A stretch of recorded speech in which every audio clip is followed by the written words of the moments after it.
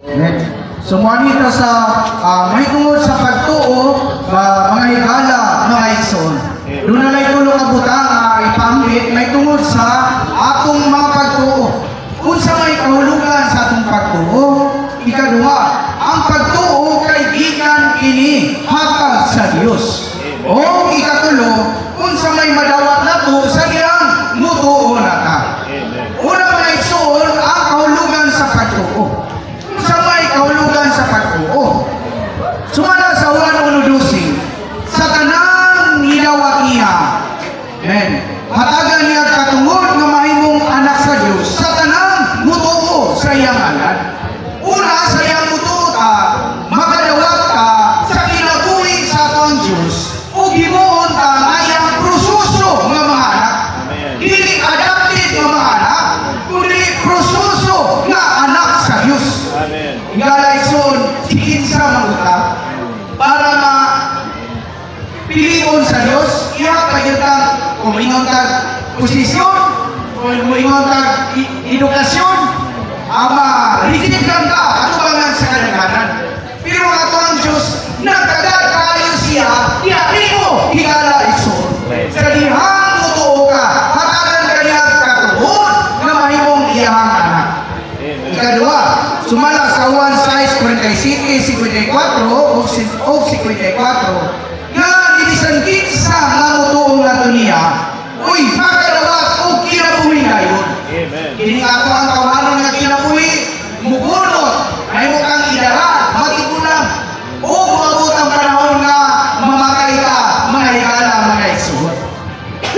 Apan, ang kinabuhi sa Diyos nga ihatag na hinato, sa panahon nga mutuo ta, rag kinabuhi ngayon. Amen. Hiling ang hiling kita, kundi sa malabot na panahon, sa eternity future, doon na natay kinabuhin ngayon.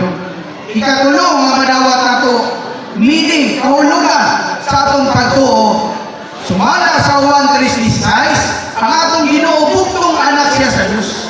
Iron sa gimo, gihatag siya sa Diyos, iining kalibutan na.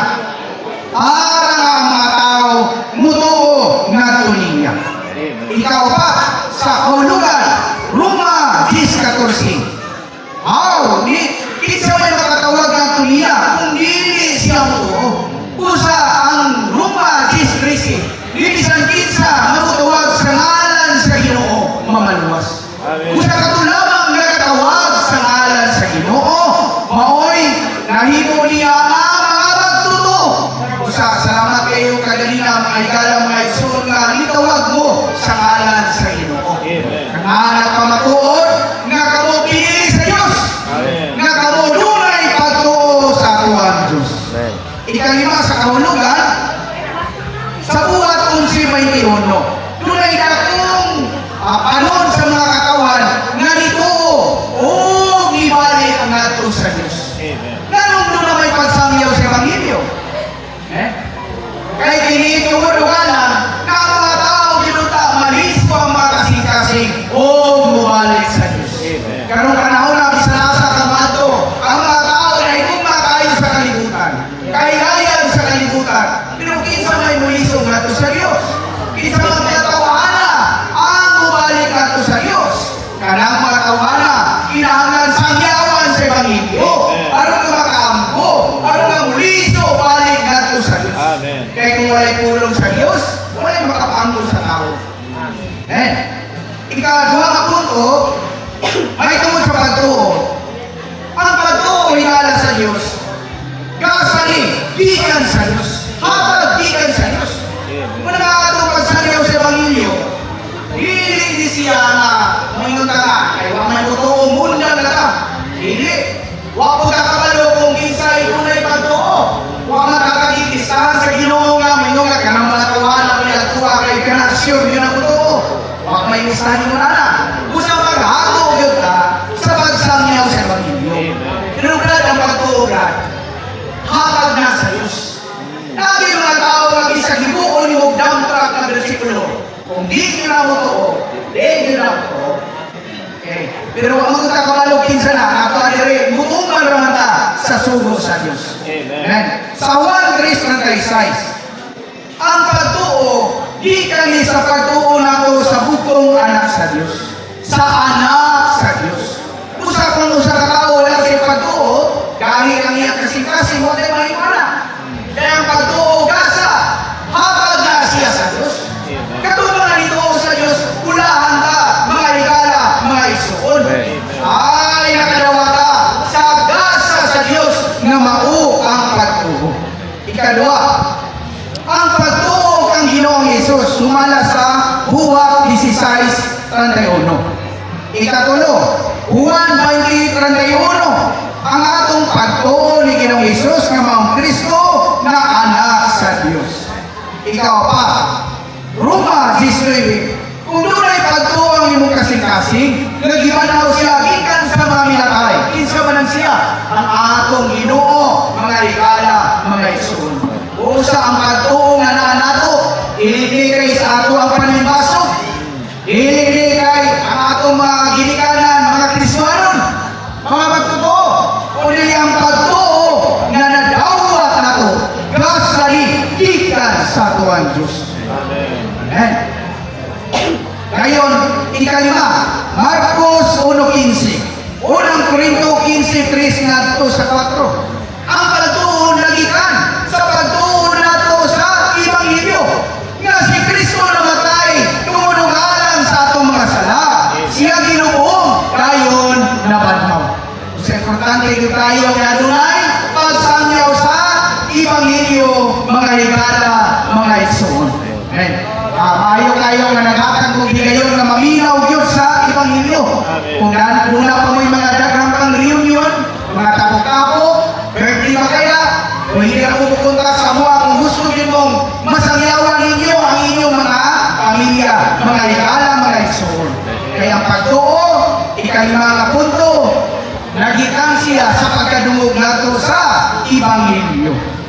Ikaw no, unang Juan 5:10, ang nag-testimony, pangimatuod sa atong Diyos, nangimatuod man diha sa iyang anak.